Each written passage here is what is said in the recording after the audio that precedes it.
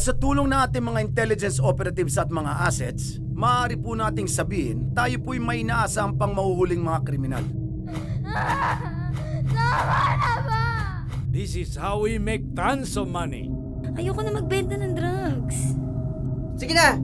Pag hindi mo tinanggap yung aloko, mapapahamak yung anak mo.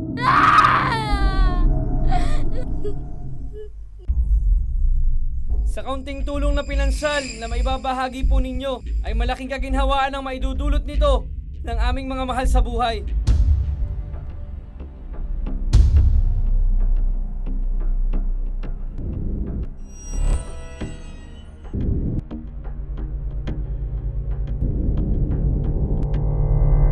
That's no problem with the money.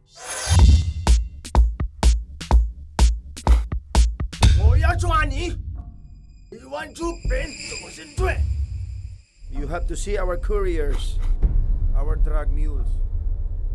Pag nag-ingay ka, itutuso ko sa ito.